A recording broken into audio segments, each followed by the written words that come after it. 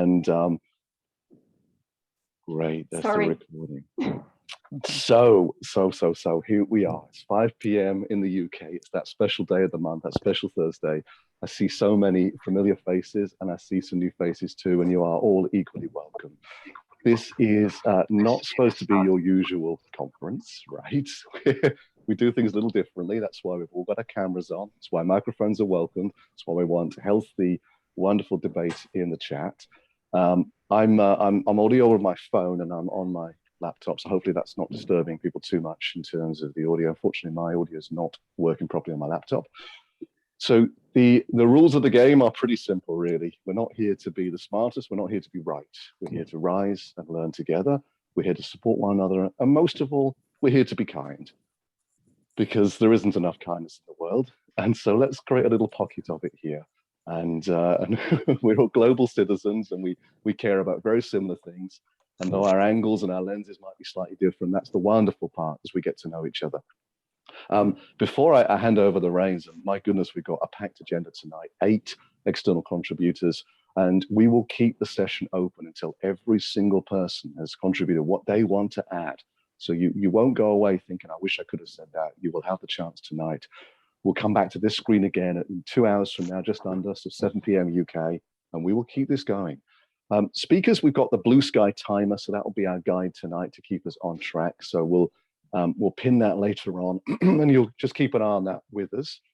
And I want to just share something very quickly with you, and the team very kindly are going to give me sort of 90 seconds more to say this.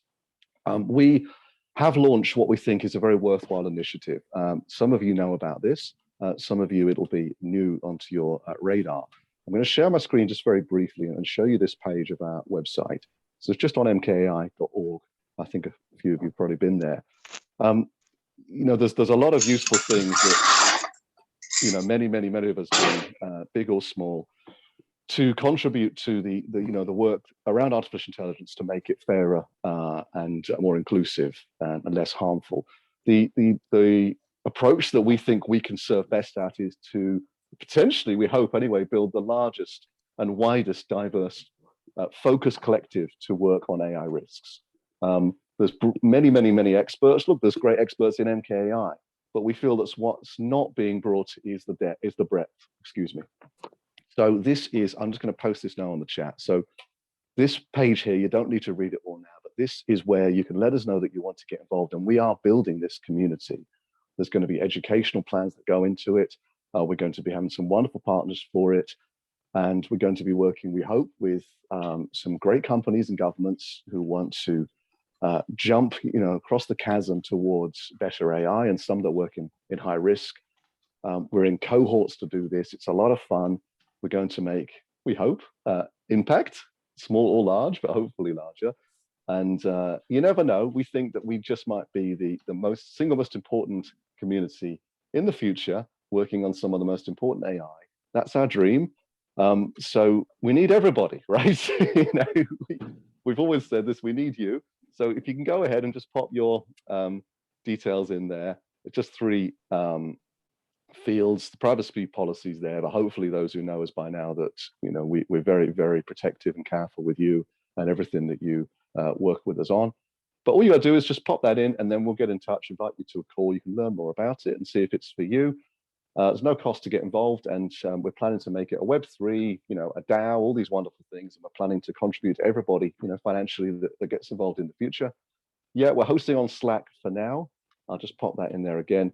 So I won't interrupt the flow too much. I've taken too much time already. That's the website. Just pop your details in there now. No commitments, just puts you on our radar, and then we can move forward together and hopefully do some very cool things together as well. It's my pleasure to be introducing Karen tonight, Karen Baraldo from Sao Paulo, our Director of Comms and Marketing. She's our host tonight. I'm just here to see things along. I think the whole team's involved. Just say one more time, it truly is so special to be here with you. Everybody, you make it so special every month. Let's keep this going. I won't take any more time. We've got so much to cover, and I'm going to be as quiet as I can now for the rest of the session. Karen, you're very welcome. Don't be quiet. Your inputs are always very, very important and so pertinent. So please keep talking. But I just want to highlight a few things. Welcome everybody again. And today we will talk about human rights in the metaverse. So if you can imagine an inclusive, diverse, equitable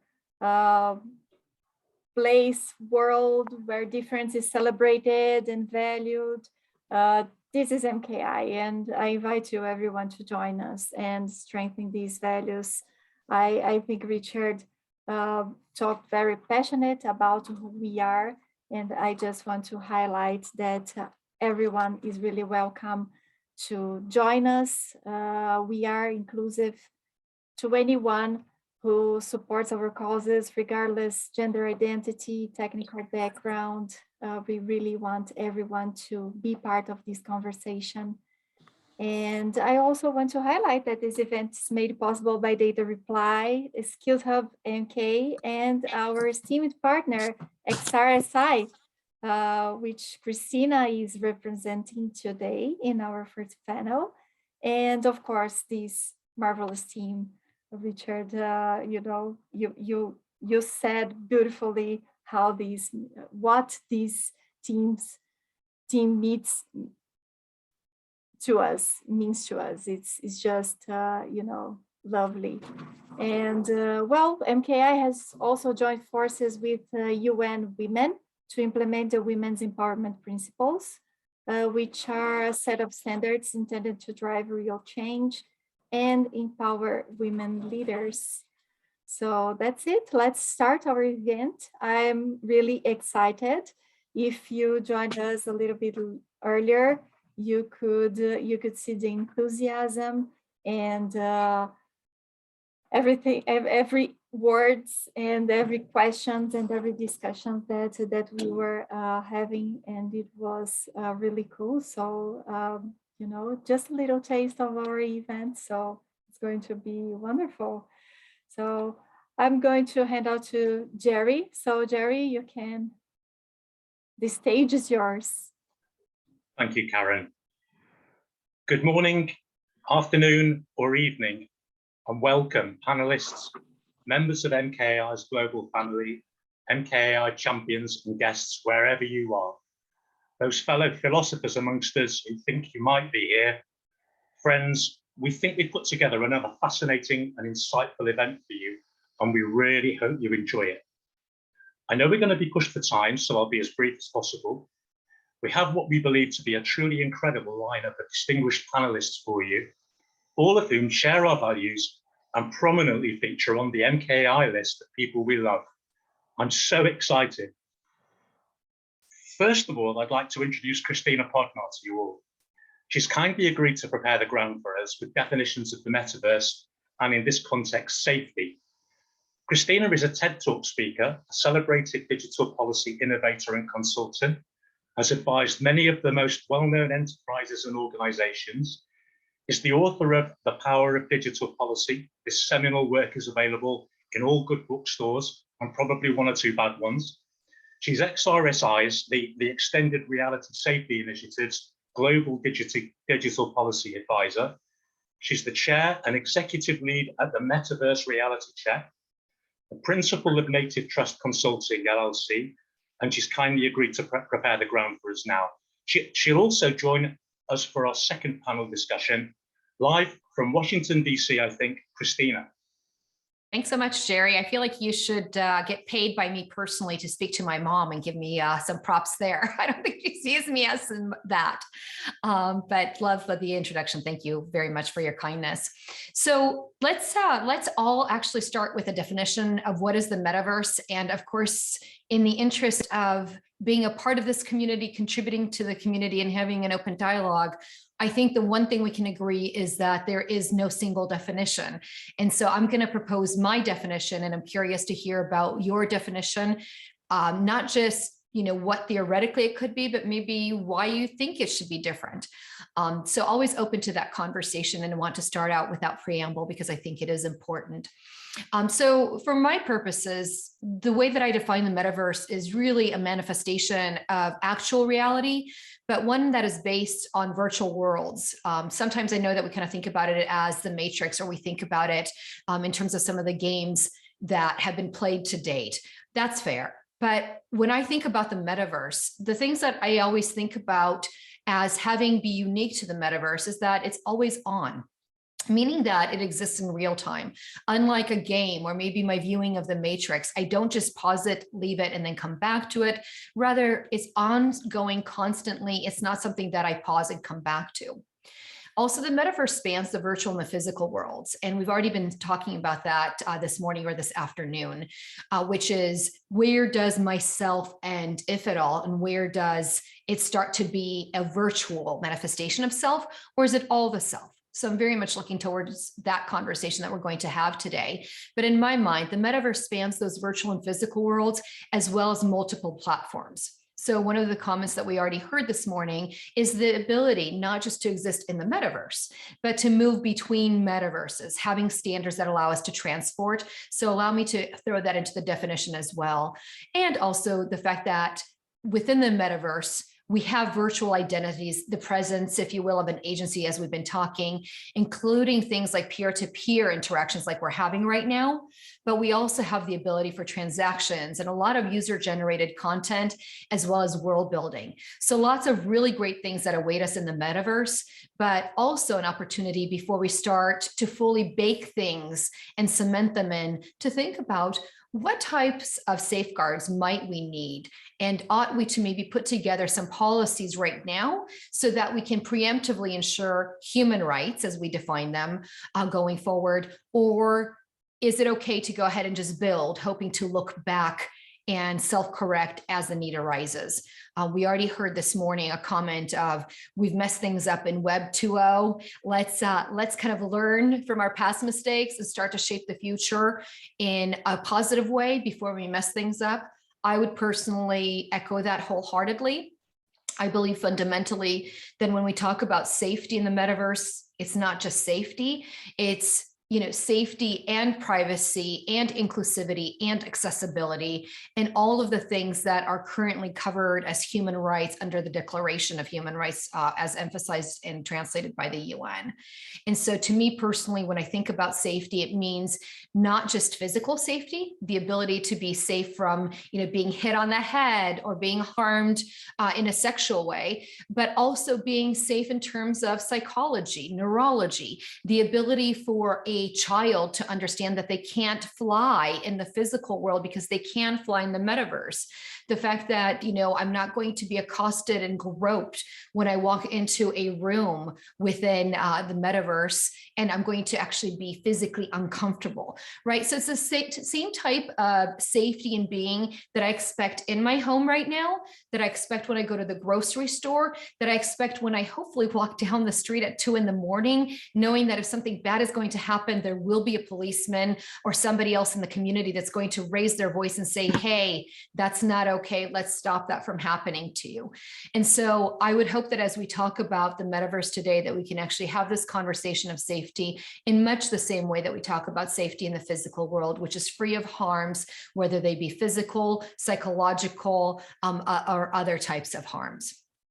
So Jerry, I'll stop there and get off of my soapbox so we can start this dialogue. Huge thanks, Christina. It's now a huge privilege to introduce Sue Turner, OBE FHCA, to you.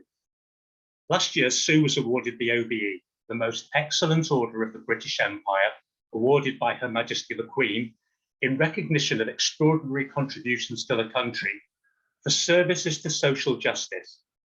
She has a master's degree in artificial intelligence and data science, and she inspires and supports corporate boards to use AI and data, profit and social impact. She's the Chief Executive of AI Governance Limited. She's truly passionate about ensuring disadvantaged people and communities benefit from AI and in closing the digital divide. She's a vastly experienced government lobbyist and ambassador for British business, and she joins us from here in the UK. Please welcome Sue Turner. Thank you, Jerry, and thanks, Karen, so much for organising this session and having me along to the panel. I'm going to start things off on quite a practical footing, really, rather than philosophical, by looking at the role for regulation to protect our human rights in the metaverse and make it a safer place for us. I'm going to talk about the gap, perhaps more properly, a yawning chasm in the pace of change in regulation compared to the pace of change in technology. And when we talk about regulation, we also needed to delve into the murky world of lobbying and look at how important government relations and lobbying is in constructing governance of the metaverse and its safety for people.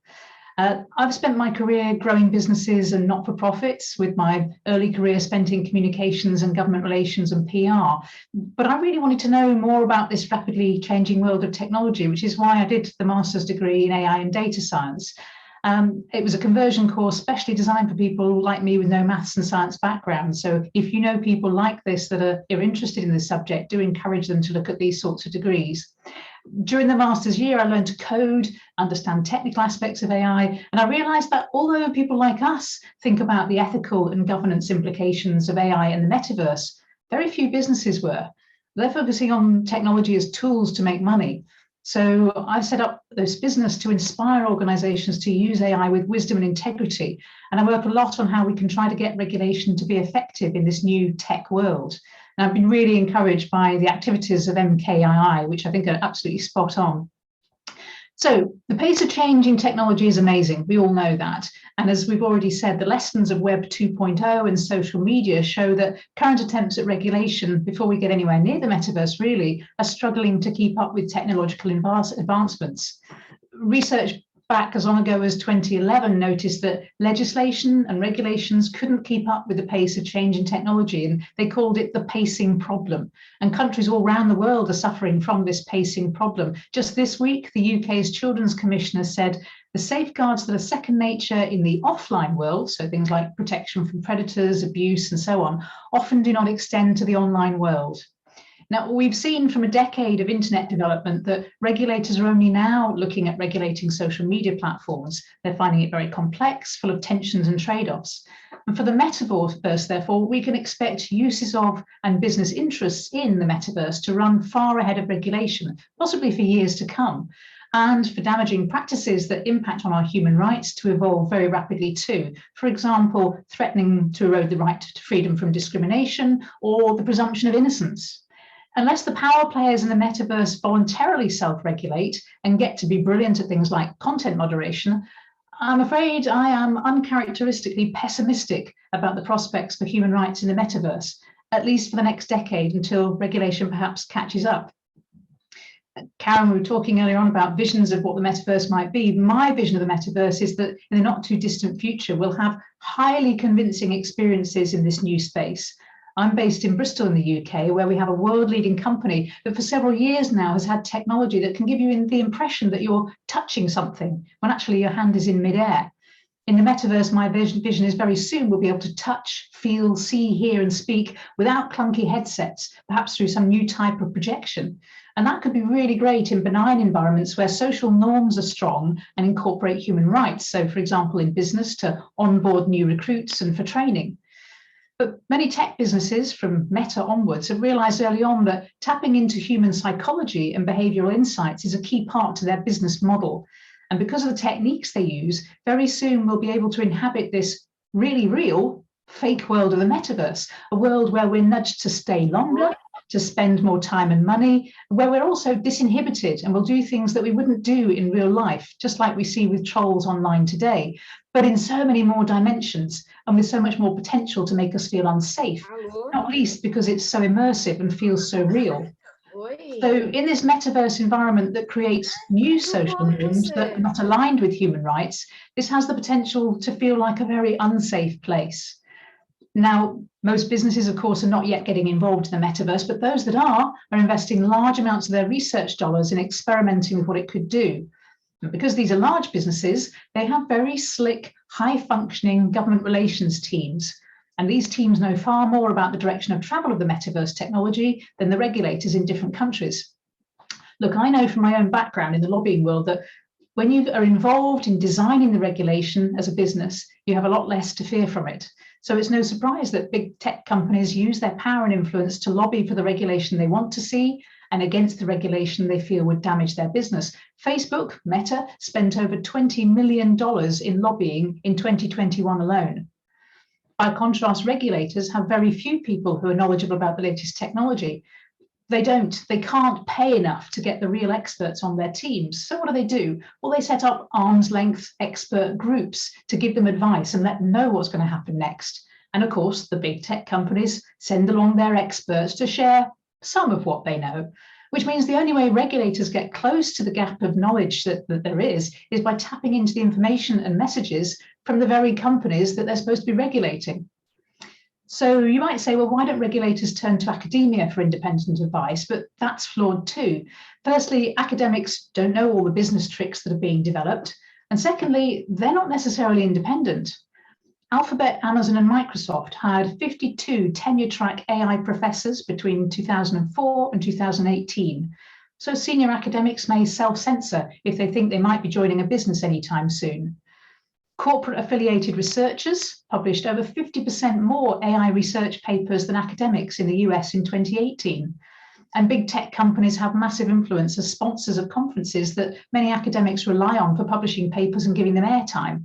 And this again can distort the types of academic research that's being done. Another angle that might help regulators keep the metaverse closer to respecting human rights is insurance. I'm a non-exec director of an insurance company. I've seen how cyber insurance has evolved from not really covering the harms that the insured organizations were likely to incur to tightening up definitions, getting clearer over time about what is insured. I think in time, providers of metaverse platforms and services may want insurance for things like reputational damage, and that could drive those companies to control their behavior better.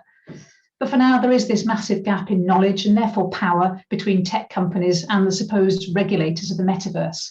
In time, we'll see guardrails, I think voluntary at first and statutory later, put around what goes on in the metaverse. But it's the interests of legitimate businesses to have the metaverse that conforms to social norms, where people feel safe, so that they spend money, time, and attention. So if you like, that's my vision of the acceptable metaverse. But if regulation fails to keep up, and I believe it will fail to be quick enough, then we also have the prospect of a parallel dark metaverse, just like we have the dark web, places where businesses that don't care about being legitimate will thrive, places where no one is protecting our human rights. If there's money to be made from infringing them, that's what will happen. So to conclude, we do need regulation to protect our human rights in the metaverse and make it safe. But I think it's inevitable that lobbying by vested interests is and will continue to be at the heart of shaping regulation. It's not always a bad thing. The profit motive, coupled with the desire to be seen as legitimate, can guard against the worst of what we could encounter in the metaverse.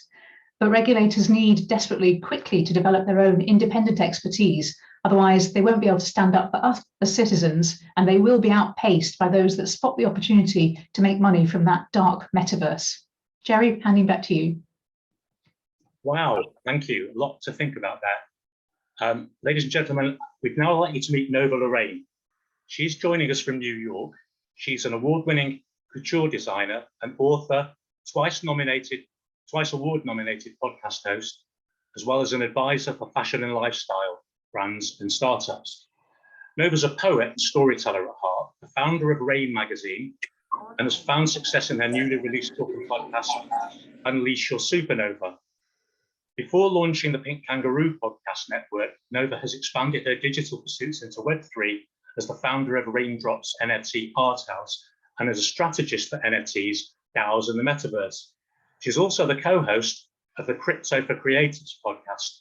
She has a master's in clinical psychology. Please welcome Nova Lorraine. Thank you so much, Jerry, and thank you for having me. And I'm excited to share the stage with all these incredible speakers. So my perspective is coming from multiple angles, and starting my journey in clinical psychology and now in the metaverse, and in between running and launching a fashion brand and a media platform, I'm going to incorporate a lot of these things into my thoughts. So one of the things that how I would define the metaverse, and I love the different perspectives that we're sharing today, is the future of the internet. It's the next iteration of how we're going to socialize, do commerce, engage, and be entertained. And so those things that were built within the internet, the World Wide Web at once upon a time that it was called, all of those layers can also move into the metaverse, which is the digital realm of how all of these things are going to happen, with NFTs being part of the doorway and gateway into this digital realm, and the platform being built on blockchain. And so, Christina, I believe, mentioned the emotional impact that can happen that we should consider as we build in the metaverse, because right now we're in the infancy stage, right? We're day one of 10,000, okay? Where there's a lot of experimentation, a lot of innovation, a lot of testing that's happening. But the issue is when we look at who's doing the innovating, who's doing the testing, who's doing the building, 91.7% is in one cohort. And so when you have such an imbalance with the builders of this next iteration of how we're going to socialize, entertain, engage with each other, educate each other and ourselves, and it's not coming from a diverse set of minds and talents, then it's going to be offset. It's going to be off balance. And so if we understand this moving forward, we're going to look at the various components that exist now in the internet and say, what is missing that we don't have in the next version of the metaverse, and building solutions to prevent that, encouraging our creators and builders, or giving them resources to reach out and build a more diverse team, not just racially, gender, of course, but also culturally. When we have these diverse perspectives, we're going to consider things like access for the blind. What are we going to do about those individuals that want to participate in this very three-dimensional world? How are we developing aspects around that? When we look at the lack of color, the lack of women in the space, and fortunately, I've met some incredible women in the space. We have so many here that's being represented, but there's still a lack of color out there. I've been fortunate to meet a lot of women from South America that's coming into this space. What about the Caribbean? I've yet to meet anyone from the Caribbean that's very active in the space. And so what I'm saying is that when we look at building this new world, this new paradigm, and if we're venturing into the wild, wild west that once upon a time, we want to bring as many people as possible. So those of us that are in this room can see ourselves as those bridges, as the ones reaching out and bringing individuals that we feel are underrepresented with us along the way. Each one teach one. And so I think it starts here. It starts with those that are most compassionate and intentional to continue to spread that message.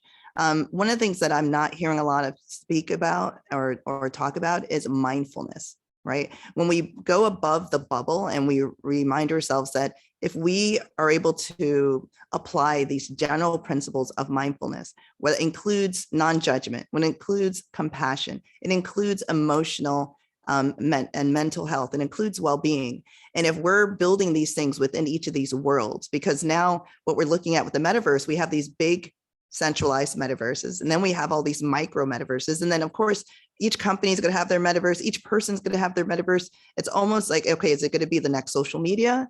Or is it going to be the next new website? Is everyone going to have their own metaverse, like their own .com?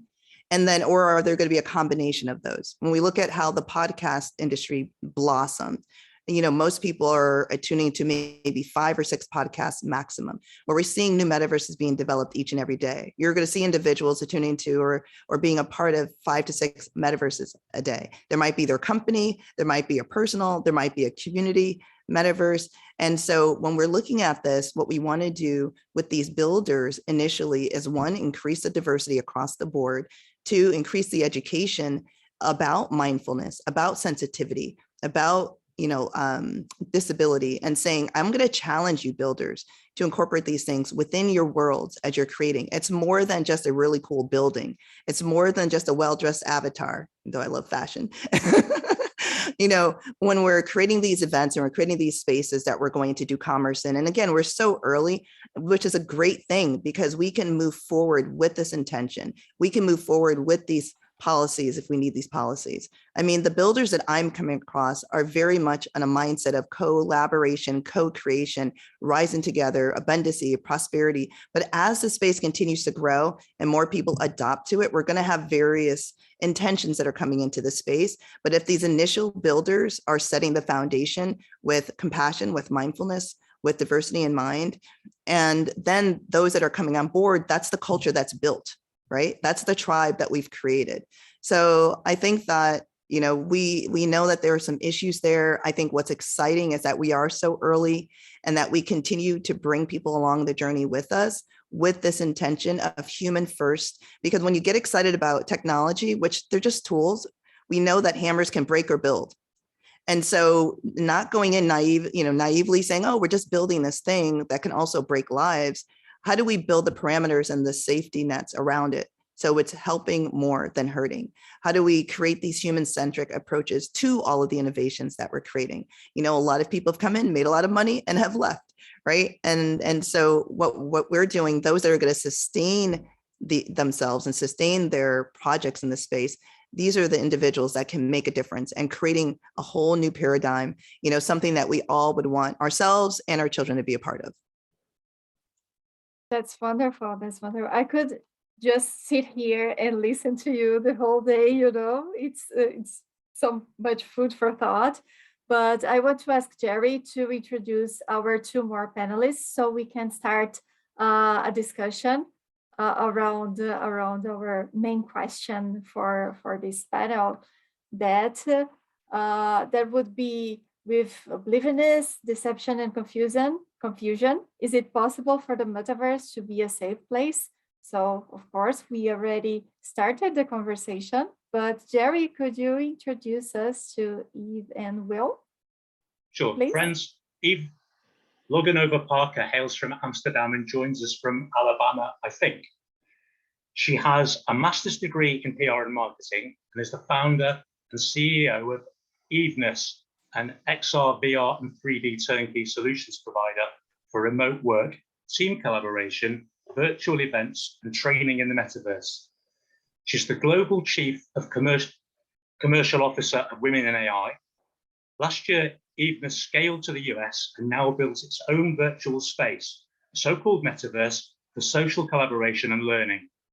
Eve's life mission is to democratize technology, to make emerging technologies such as AI, Web3, blockchain, and extended reality more inclusive and accessible for everyone. Please welcome Eve Loganova Parker. Thank you. Eve, I would like to, kindly ask your opinion, because this is the panel and Karen has given a brief introduction what the idea of this panel is. We would like to probably know that what are your thoughts about the best practices that are getting used as of today? And is there any kind of negligence or negative aspects that we need to be aware about? That is a really great question. Let me start with saying just hi to everyone. As I was introduced, I'm Eve, founder of Eveness. Eveness specializes in frontier tech and edutainment and focuses on building safe and inclusive metaverse environments for people coming together to collaborate, innovate, and learn.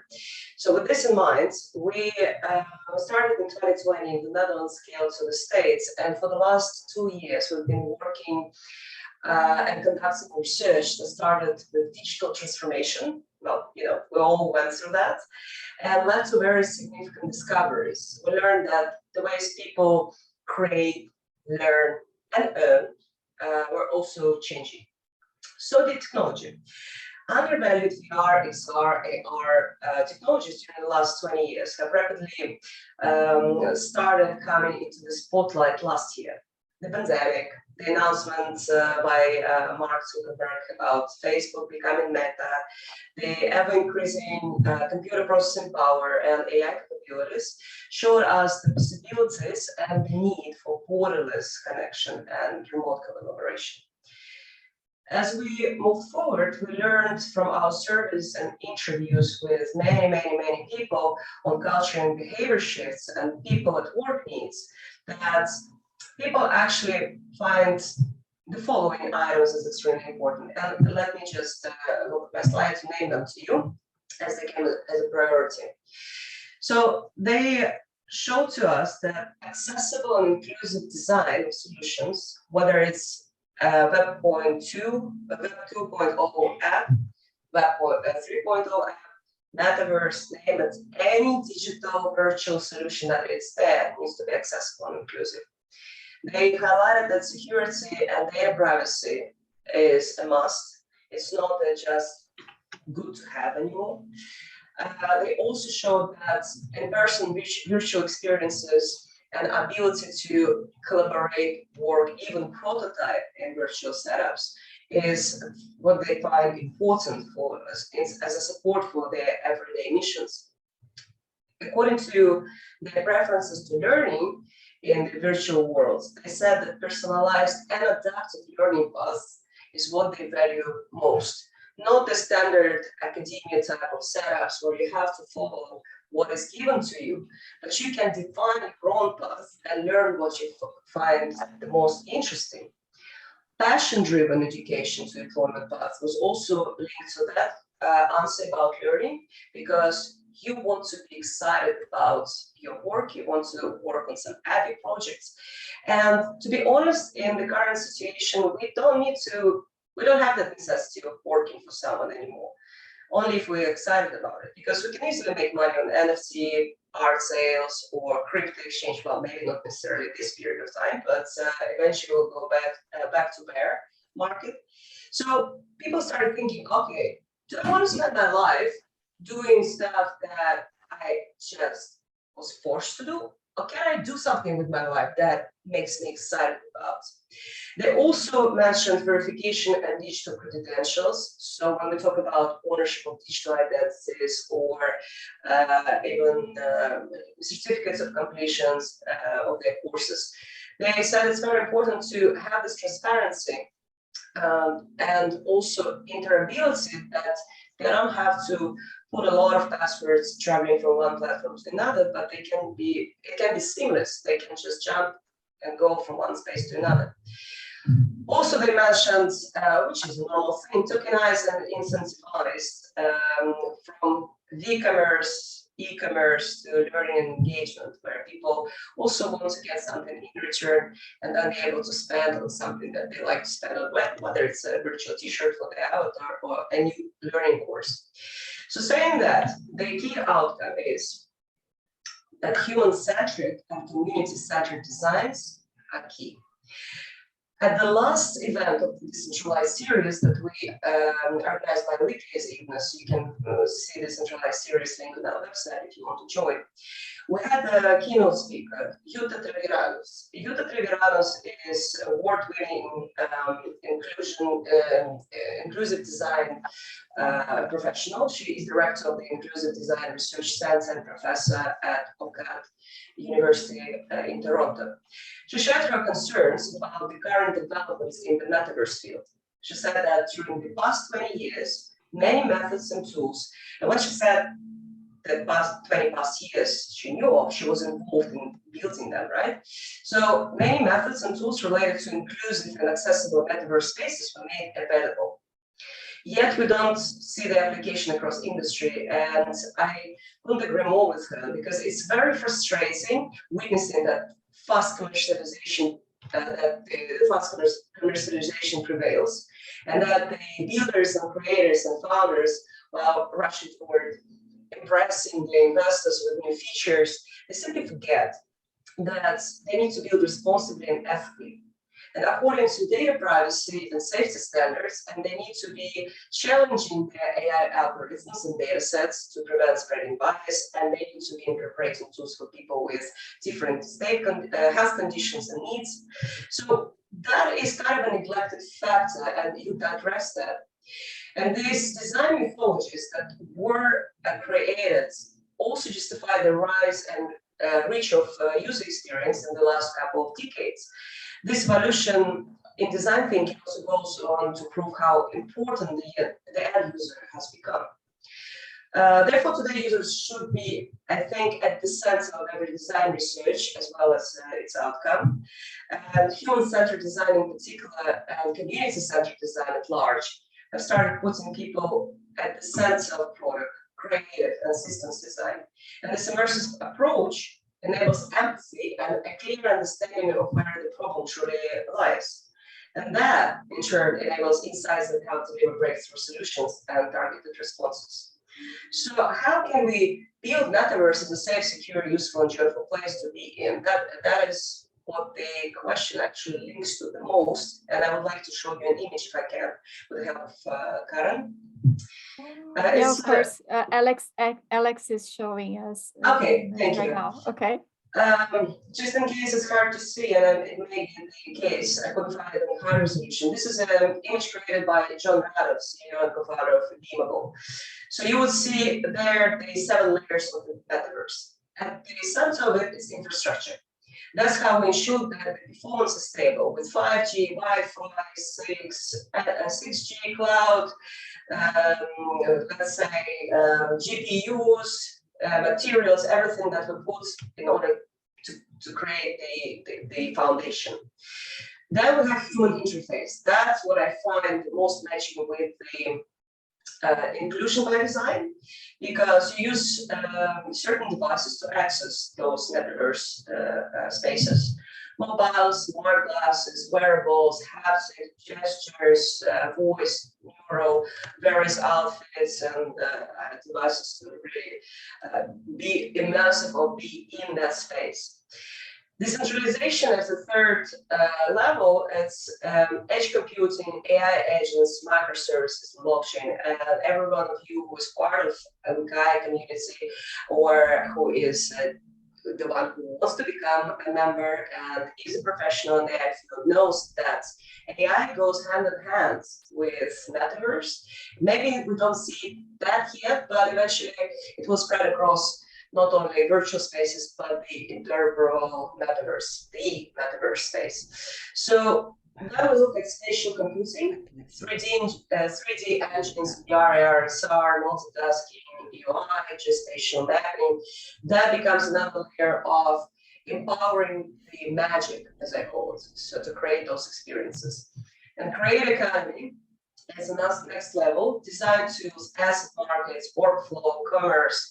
That's what shows what you can actually do inside the environments and how you can be engaged. Also, discovery as the next level shows how you can bring people in and how you can spread content message and even double that engagement level with ad network, social, curation ratings, stores, agents. And last but not least, experience, because it's what matters the most. When we create gamified experiences, when we organize social initiatives, esports, theater, shopping, concerts, people come there to find joy, to find new opportunities for networking, to meet someone amazing, to be just enlightened.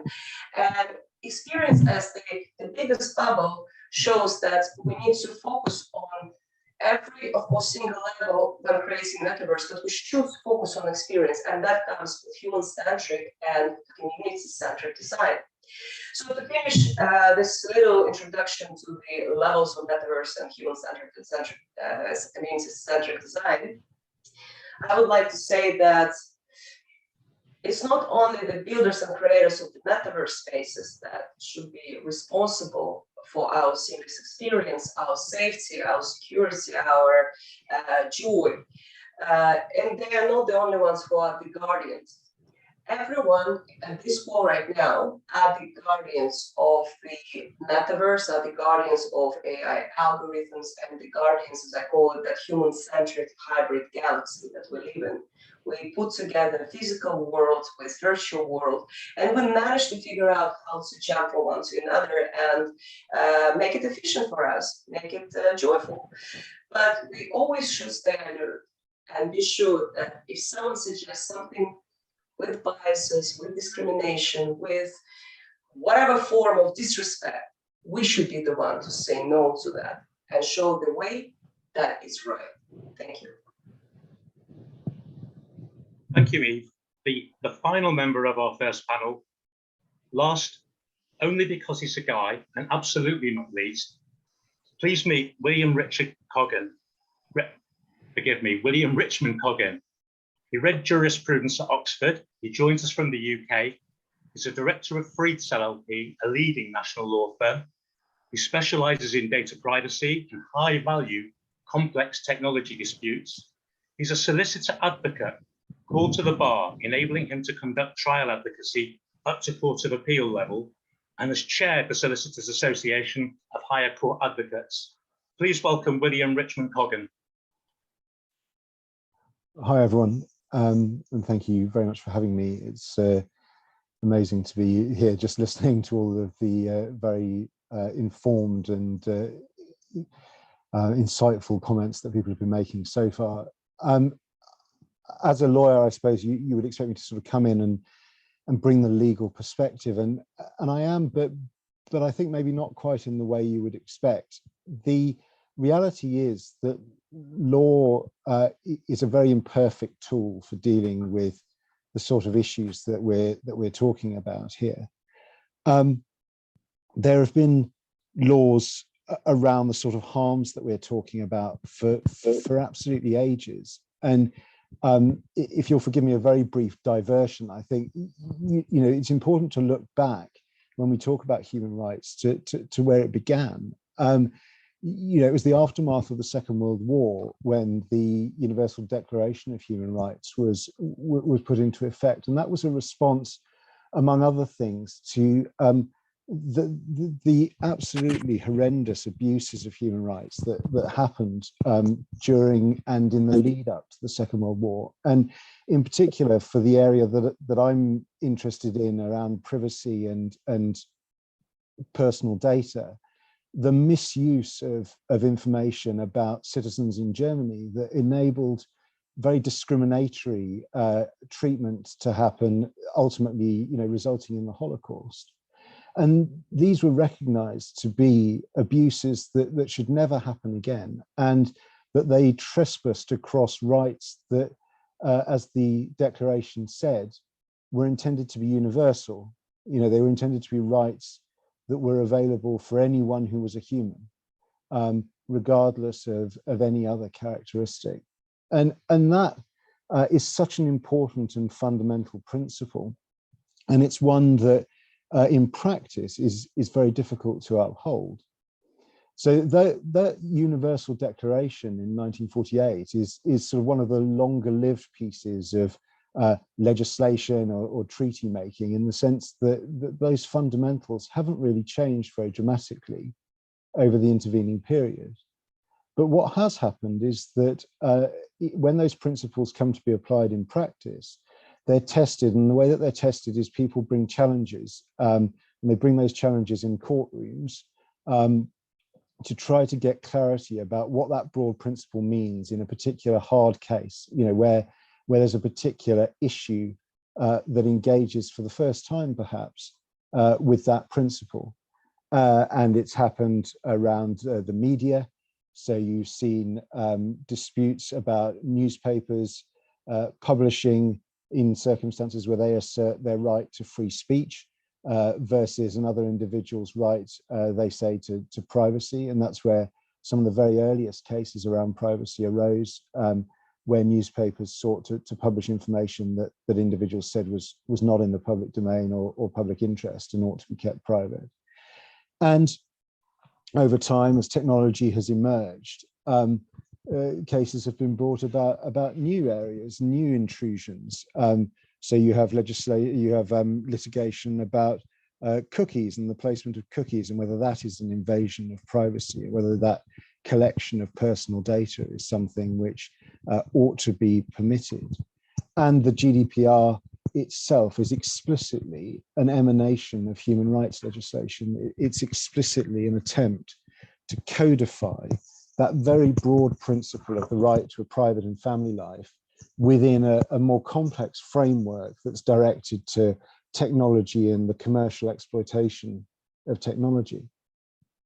But where it falls down is that those laws, and particularly the litigation that defines the law and refines the law, is all retrospective. It all comes after the event. And some of the biggest and most important challenges of the future, if people are left to fight for their rights themselves reactively, they're going to be too late. The pace of change is going to leave them behind. And This is a particular risk for perhaps two reasons. One is that when we think about discrimination, when we think about harms around increasing pace of technological development, one of the things we mustn't lose sight of is that there's a whole raft of people who are being left behind before the journey even begins. All of the people in this conversation have access to broadband. They all have access to an internet connection and the ability to pay for an account, to set a profile and interact with others in an online environment. For an awful lot of people, even those basic privileges are not available to them. And when we think about the metaverse, or for me, certainly when I think about it, I don't think so much about these sort of virtual online communities where everyone has an avatar. I think about people sort of walking down the street, and half of them are wearing glasses, and they're interacting with this very rich environment in which every billboard is a 3D personalized advert that is talking to them about things that are of interest to them. And they're getting news feeds that are coming in real time, telling them the latest developments or information about the weather, information about opportunities and activities that they can get involved in. And then a whole raft of other people who are walking down that same street and surrounded by grey, dull blackness because they don't have that technology and because they're being left behind. Now, that harm is something that already exists, of course, in Web 2.0, in Web 1.0, it existed. There will always have been that differentiation, but in the rush to take everything into this interactive interface between reality and unreality, you know, that's the metaverse, I think we've got to be very careful before anything else, not to leave people behind, to make sure that everyone who might benefit from the opportunities presented by the metaverse is actually, you know, on board the bus before it leaves. And that's something that the law is very bad at doing. You know, it's better at protecting people who are on the pitch and who want to insist on the rules being followed than they are protecting the people who can't get into the ground in the first place. And I think, you know, that's something that perhaps as a community everyone should be thinking about, you know, how that can work, how the weakest and poorest can be brought along. But the second big challenge to me is that in the past, and again, reflecting where human rights legislation emanated from, the biggest concern has been about states. If you've got a state who passes laws that are contrary to human rights legislation, you can bring them before an international court. You can, if you've got the resources or if you've got someone to support you, you can litigate that and you can hold that state to account. The state can't go anywhere. They can't escape their responsibility, and ultimately they can be forced to comply to implement the human rights that they have failed to protect. Now that can be a long and slow process, but there's a route there, it's possible. But increasingly the control, the levers of the environment within which people will exist and want to assert those human rights are not going to be controlled by states. They're going to be controlled by private institutions, by large corporations that have no geographic locus, you know, that could exist anywhere or in the future could exist nowhere. And those organizations will be very much harder to hold to account after the event, particularly by someone who can't even gain access to their platform in the first place. So it's so important, I think, that we do start to think about this in a new way, that we start to think, as the GDPR itself tries to think, about setting a framework within which safer systems and more inclusive systems emerge by design. And I was really heartened to hear Eva and others talking about design as being that sort of really fundamental answer to this problem, because it's setting rules that tell people, if you're not designing in a way that's inclusive, if you're not designing in a way that lets everyone on the bus, then you're not designing lawfully.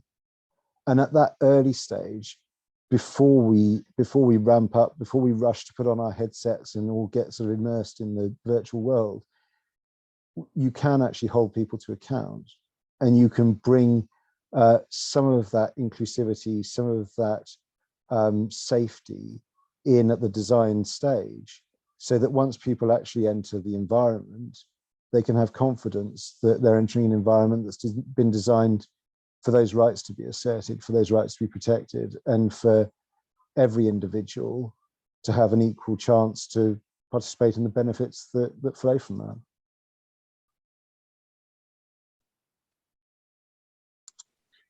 I think, Bill, you have covered a very important aspect, not from just the legal perspective, but also from the point about exclusion, because we have been talking about diverse inputs, we have been talking about inclusion, but there's an important aspect to this is about accessibility and the exclusion aspect which exists, and how the challenges come in when such cases come to the court of law, and we are still not ready, and this technology is moving at a pace, as especially where what Sue has mentioned is about the lobbying part of it, and the pace is always going to exist, isn't it? So in context to this, quickly, we have 3 minutes. I would just go around this panel and just ask them their opinion quickly. To start with, Sue, we have been seeing this about the legal aspects that Will has mentioned. What do you think about the pace of technology versus regulation, in a quick few words, if you want to say? Thank you, Josel. Yeah, normally I'm an optimist, but not in this case, because I think Will's example was really brilliant. If you think about after the Second World War, if we tried to build a global view on human rights by litigation, we'd never have got there. It had to be a crisis that forced us into coming together and coming up with this substantial document that we can all relate to. It clearly does need updating. Things are going to be different in the metaverse, but I am pretty pessimistic that we can do that without some big crisis that forces globally different governments to come together, corporations to put aside their natural competitive instinct and to collaborate. So I can't see that happening without some big crisis, unfortunately. A gloomy prognosis, Josel. Yes, but I think we as the experts into this area, we need to work together to make this more positive than considering only the pessimist outlook, I think. But we have to consider all these risks, pain points when we design our solutions, isn't it? Coming to you, Noah, do you think from what we have been discussing so far, are there any aspects that we are missing at the moment? Because you said the word that we are now early on. Are there any aspects of metaverse which can do harm, social harm, and we should be considering, and we are missing them right now? Do you have any thoughts on that? You're on mute, Noah. Thank you for the question, and love the fact that Will had brought up those examples. One of the, I would say, are avatars that look human and are powered by AI. That technology is here, and what are the parameters around, having an AI human-esque avatar interact and engage with human avatars? And is that something that should be, made aware of when you are interacting and engaging with these AI-powered avatars? I think that's an issue. The other piece is, on privacy. The metaverse is being built on blockchain. And with our transactions being tracked, and or in the future, as we do commerce and more things in the metaverse, are we going to have a system where we are discriminated against based on our transactions, based on the events we've gone to, based on who we've been engaging with, and what are the protections there? This is all digital, and with digital access and digital currency, your access to currency can be cut off. And that could be, directly tied to an engagement and an interaction you've had within the space. So how are we building and protecting ourselves from that? So the AI-driven avatars that you can't tell are AI, and as well as the, the traceability and tracking of our transactions and engagements within the space. Thank you so much, Noah. And quickly going to Eve. Eve, you mentioned about community-centric, human-centric, and we have been talking about the legal aspects, diverse inputs, exclusion, etc. Do you think that there are at the moment any companies that are already or people already using some best practices such that we are able to use existing regulations to protect the people and not missing out the points that Noah has pointed out correctly? So as Evenus, we are platform agnostic at this moment, working with more than 30 platforms. And I would say it's probably only 10% of those platforms that really pay attention to the standards. Everyone is claiming alignment with GDPR. Well, that's a given. It has to be. But for the rest, I think there is a need for improvements. I would say with the avatars from Ready Player Me, and I will continue what Noah said, we see that they are building a set of avatars that really can represent us. Because many companies who deal with the metaverse-based avatars, they would create the avatar and then you can pick 3 colors for your skin: white, black, and kind of yellowish.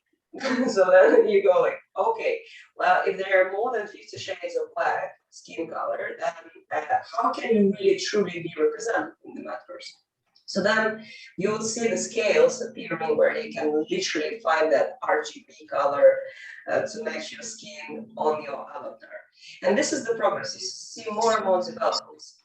But as for security standards, as for haptic, inclusive specifications, it is still a long way to go. But hey, there are many of us, and maybe all of us will start one day building our own places, like at least I am. And I really want to incorporate all these best practices to make both AI and Metaverse as inclusive and secure as possible. Thank you so much, Eve. Back to you, Karen. Thank you so much. It was wonderful and mind-blowing panel. Thank you for all your inputs. I invite you to stay with us and come back a little bit later. We are now having our community updates with VBAV, but thank you all. And I invite all the attendees, all our audience and our beautiful family and community to join me thanking the panel on the chat. So please, Vibhav, with you. Thank you so much, Karen. Thank you. Welcome everyone again. I hope you're enjoying your event. We had a fantastic panel session. Just quickly, MKAI is your AI community for you to think and discuss on AI issues. We have a Telegram channel where we can discuss and where we discuss AI issues. And much like how the chat has been flowing today, MKAI is all about you. It's about hearing your view. We do that with respect, with kindness. We do not expect to be right. We do not claim to have all the answers, but our approach is that we walk in this together and possibly identify the right issues and hopefully find sub-guidelines towards solutions. What do? We do a lot of projects, but currently we've started working with government. So we recently started working with the government of Malawi. And the aspect of inclusion and diversity, with Karen's leading that along with others, the Women in MKAI Forum, which happens, I think, once a month, and you can reach out to Karen for that. Of course, Richard mentioned about the diverse community, the multi-stakeholder diverse perspective, risk perspective link that was shared earlier in the chat, and one of my colleagues is going to share that. If you've not had the chance to register for that, you can register for that. And of course, you can join us in the Telegram group to carry forward the AI conversation. Between events, we are taking forward your AI journey, and it's a space for you to discuss your thoughts in this space. And if you have any questions, I'm also going to put in my link in the chat. Always feel free to reach out. Back to you, Karen. Thank you. Thank you so much, Fibat. So welcome everybody to our community and join our chats and let's keep this conversation going. It's too good for just once a month, right? Now I want to welcome back Jerry, who is going to introduce us to our second panel. Please welcome back Christina to our second panel. And I'd like to immediately introduce you to Dr. Ronka Babajide, and please forgive me if I pronounce that very badly, who joins us from Vienna, Austria. She has a doctorate from the University of Vienna's Faculty of Chemistry and is the founder of the Queen Bee Hive. Its mission is to help ensure female experts acquire their fair share of resources and opportunities. She's a diversity and inclusion ambassador and highly experienced lead solution engineer with over 20 years involvement in the computer industry. She has a strong background in networking, security, cyber defense, and threat prevention. Please welcome Dr. Ronka Babajide. Hi, Jerry. Thank you for the introduction. In this panel, and after the discussion I heard earlier, I actually feel a little underqualified. It was such a great discussion, really. And there was so many interesting inputs, and it triggered a couple of thoughts in my head. And one of them was, what I noticed was, and I do it myself when I talk to people, we tend to treat the metaverse and the internet as something that's disparate from reality.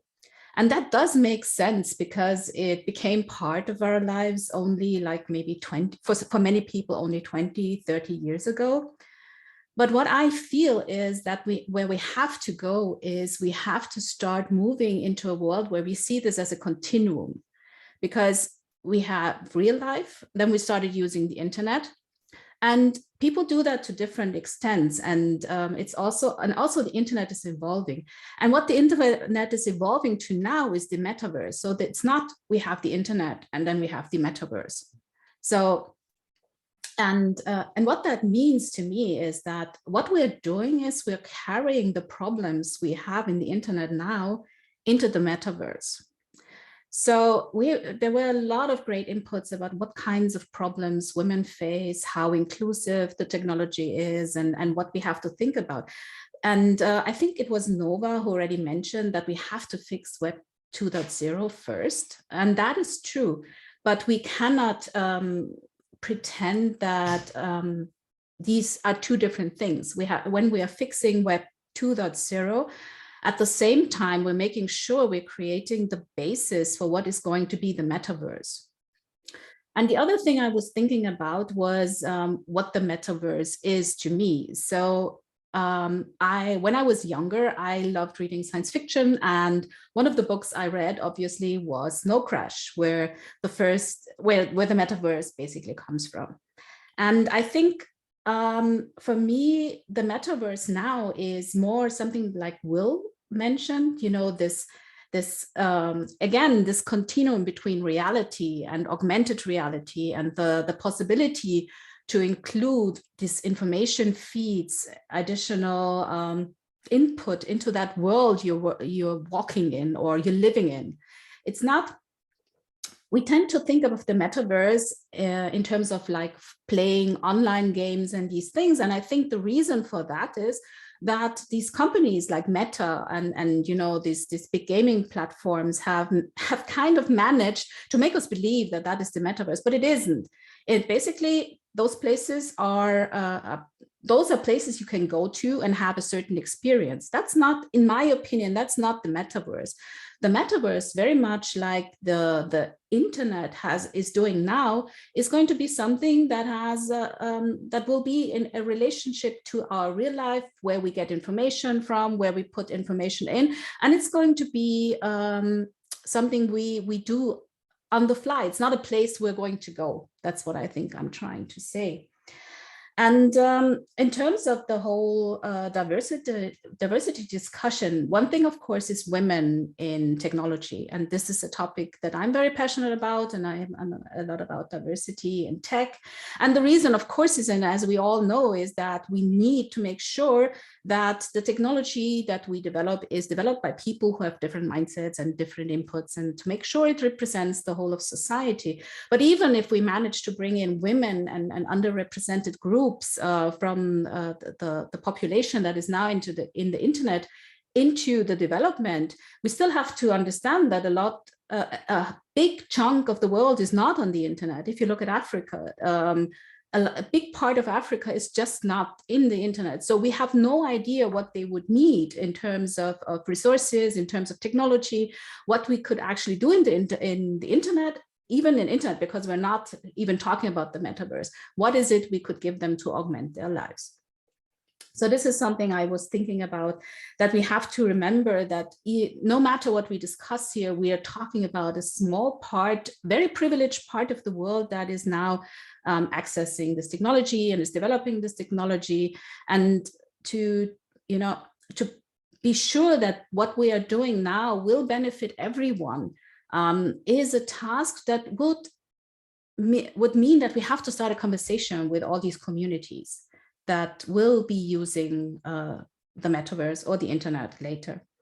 And then there was something else I was thinking about, because when we now talk about the metaverse, we keep talking about it in terms of all these private companies who are creating the metaverse.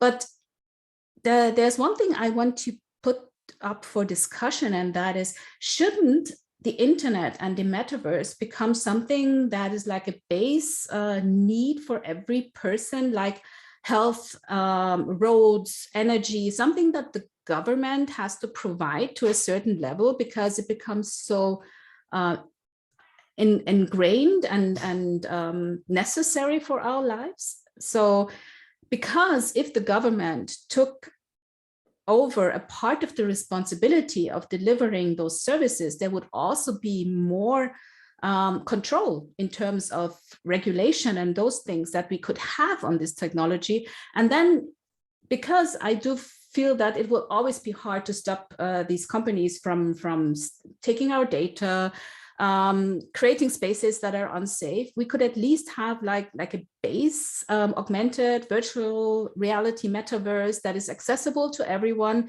that is available for everyone, and that is safe for everyone. And then the whole discussion about what happens in the private corporate metaverse would be another one, because not everyone would have to go there to get access to certain services. So yeah, basically what I feel is we have to stop treating the internet, the metaverse, and reality as two different things. It's coming together as one, and we have to start this discussion and bring that into the heads of people so they understand that this is not three different things. This is one thing.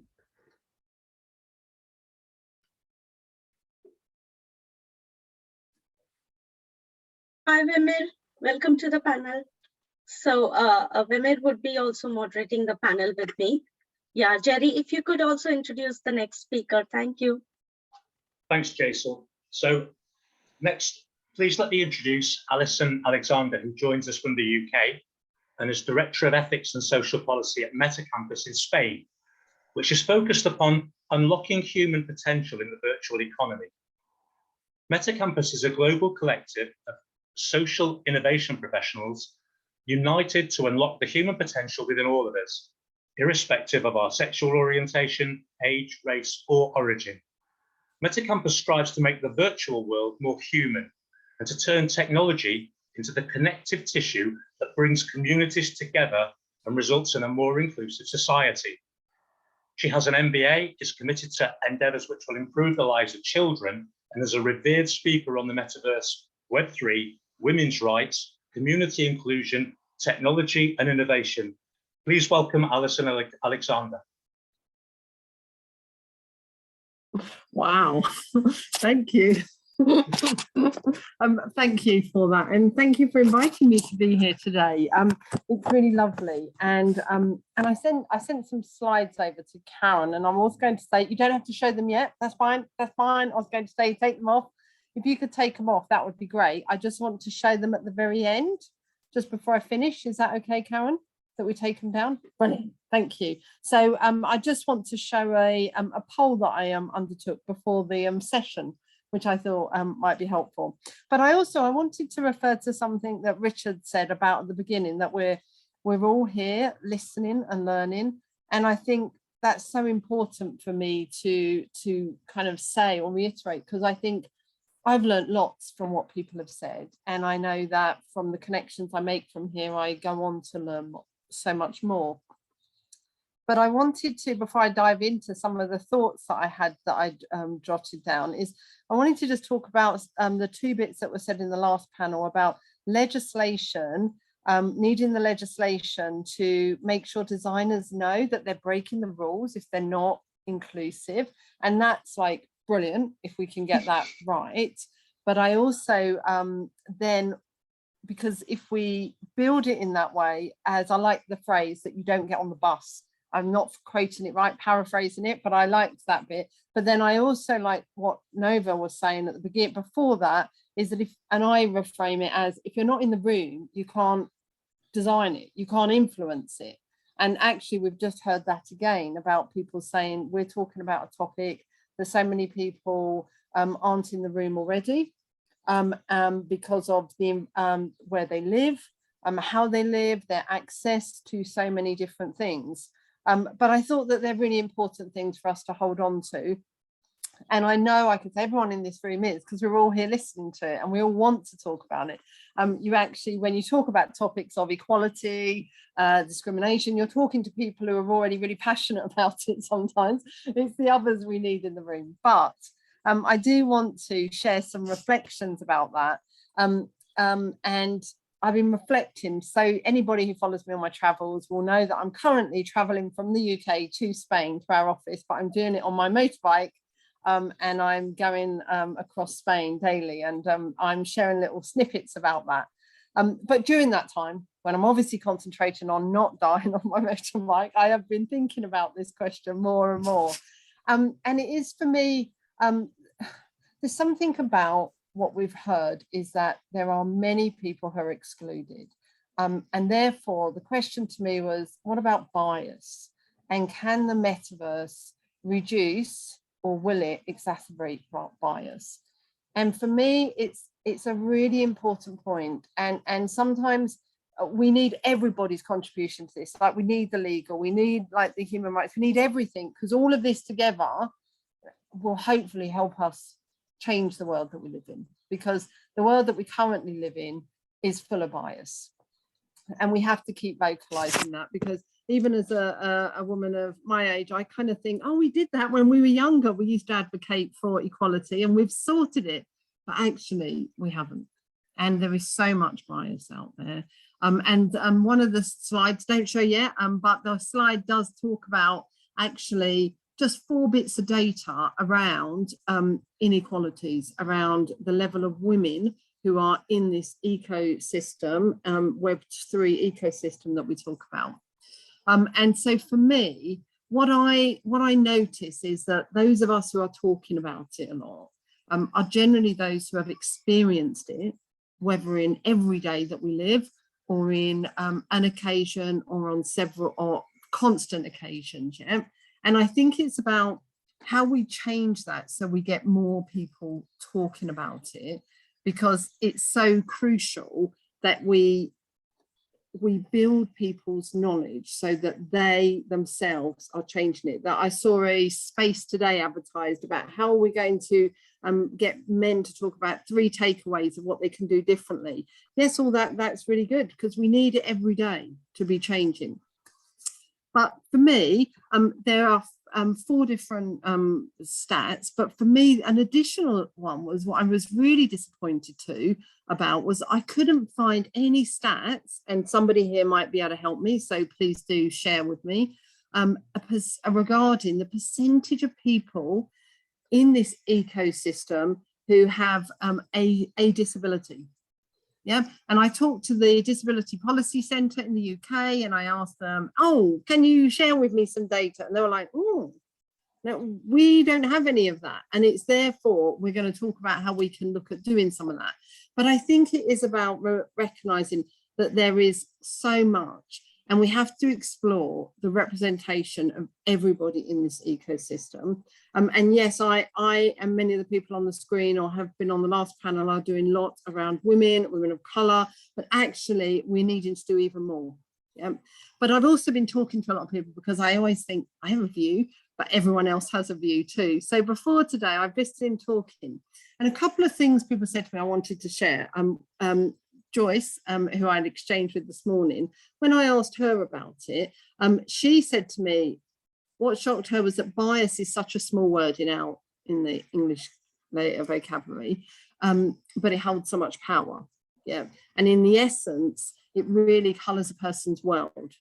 And in some cases, it shuts out light by closing our minds and binding our subconscious to hold a view of the truth for us. It puts them in a corner of their own sense of righteousness often.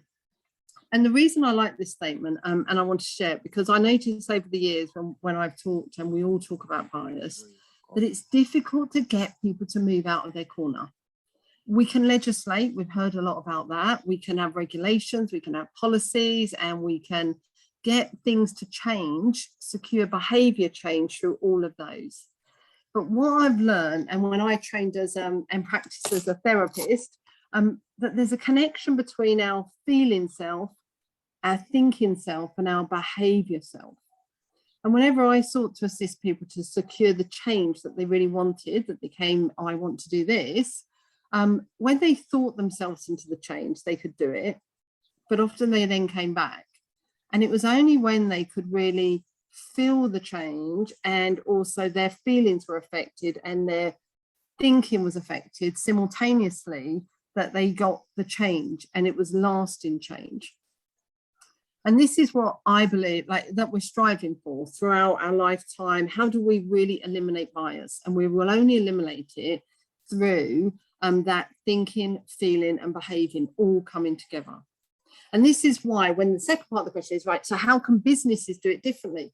Because I think Web3 tools, and I think about it often about the tools, because I used to think Web3 or the Metaverse, but I think there's tools that are enabling us to build a Metaverse, that are enabling us to move from a kind of reading and writing Web2 to a read, write and own in Web3. And the merging, and one of those tools are around the building of the physical and the virtual world. And we've all said that, and that's where you started from at the beginning. This is a really good definition. And just for me, it is about, there's so many metaverses, and without interoperability, that really does cause us lots of issues, which I know lots of people are there to solve that issue, not me, but that we just need it, and that's important. But the tools that they're using to build and grow the metaverse, they can be really utilized to remove and eliminate bias. And I'm sure everyone on this platform's been in the metaverse. And I imagine every one of us, when we went into it, we were quite breathtaking, or I was. And I've also taken hundreds of people into the metaverse, mainly from the public sector. So their response will often be different because they've never seen anything like that before. But for me, the tool, what I found was that it engaged people's thinking, feeling, and the behavior. And therefore it engaged all those senses. And when you do ignite all people's senses, it really does enable us to shift. So for me, there's something about the virtual world engages all the senses. And that's when we can start to be more successful in securing the change. And for me, I then asked our general counsel, who we work with in the metaverse, Sarah, what she thought around the tools and how she thought they could benefit. Always good to ask a lawyer, I find. And what she was saying to me was, it is about, we need to remember that the tools will only assist businesses to change if their mindset is there to change as well, which is why I come back to the thinking, feeling and doing. That's so important. If people develop their new companies based on all the old processes of how they did it, when they employ people, the regulations, we won't get any change. But if people use the new tools, and one of the new tools is the blockchain that nobody talks about. I love the blockchain. I am blockchain. I just think it is so phenomenal what it offers if we use it in all sorts of ways. I think we can use it for people to secure their identity in, to have that safety. I feel that we can use it so that people can record their attainments or their achievements and how they can carry them into whichever world they go into. And I talk about this as I'm one of those, I had the opportunity to grow up in care, in foster care and all of that. And I moved around homes and nobody's got any records of my life when I was a kid because of that. But if the blockchain had been there and everybody kept dumping this stuff in my little box file, it would have been amazing. And I think then if I'm talking about people who are fleeing wars, who are going into new countries, if they have their own identity on the blockchain, they come into the new environment and they get to operate as the person they were in their last environment. And absolutely, for me, I think, sorry for intervening, Alison. Yes, we have to keep the time of the panel. Yes, cool. I think what we can do is, we know we have a couple of slides as well. We can bring in the rest of the panel, and at the end of it, we can display and talk about the slides as well. Yeah, no, that's fine. And we can just send them out to people. Yeah, that's fine. Wonderful. Thank you. Thank you so much for understanding. Jerry, over to you. Thank you, Jaisal. So finally, I'm honoured, starstruck, and delighted to invite you to know Massimo Buonanno. He's a renowned United Nations global expert on blockchain, an international expert on AI, ethics related to autonomous and artificial intelligence applications, NFTs, the Metaverse, cryptocurrencies, central bank digital currencies, cybersecurity, and decentralized finance. After working in international financial markets for 20 years as a senior equity banking analyst, Massimo worked as a university professor of fintech and international finance in Rio de Janeiro, Brazil, Turin, Italy, and Wuhan, China. He's a global board advisor and consultant. Massimo's lived in Europe, China, the USA, South America, fluent in Italian, English, and Portuguese, and he joins us today from Florence, Italy, but has left footprints pretty much everywhere. Please welcome the brilliant Massimo Buonanno. Thank you very much for the introduction. It was very kind of you. When talking about the metaverse, I like a very practical approach. So I'm going to discuss what the context is. First of all, in my opinion, they are talking about metaverse. Of course, we have to talk about the avatars. And we have three different avatars. The basic avatar, which is a simple avatar to be used. There's an immediate use case, metaverse weddings, parties, etc. And it might not require specific headset. There is a limited interaction. Then there are the play-to-earn games, simple avatars. There is an immediate use case, blockchain games with avatars and metaverse environment. There is also a possibility to earn money. And then the third one is probably the most interesting one, holographic images projected in the environment. The headsets and glasses are required. Use cases are in medical application, online meetings, etc. So there is a longer term application in the market. Now, what is the reason of the metaverse success? As we all know, the Meta's Oculus Quest virtual reality headset was already a top-selling Christmas gift in the United States. Big brands such as Nike are already buying real estate on virtual reality platforms, and some governments are even planning official events in the metaverse. But metaverse is, first of all, Z generation land. Metaverse is associated with gaming and Generation Z, who is made up of the consumers of the future. Gen Z consumers spend twice as much time socially interacting in the metaverse than they do in real life. Gen Z consumers would like to see brands develop virtual stores, and also the same consumers feel freer to express themselves in games than in real life. Gaming experience and metaverse help them relax and improve their mental health. Now, metaverse is, of course, a huge marketing opportunity for retailers. Every single company is thinking of metaverse as a way to increase their sales. More and more large companies are hiring metaverse experts to define their strategy in metaverse.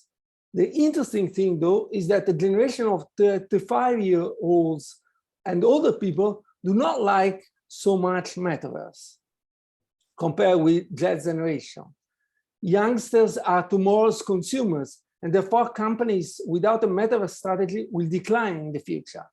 Gen Z consumers are the largest generation ever, almost 30% of the world's population. It is a must to understand the metaverse and the role that this particular customer base may be interested in. But then here the risks come. Why?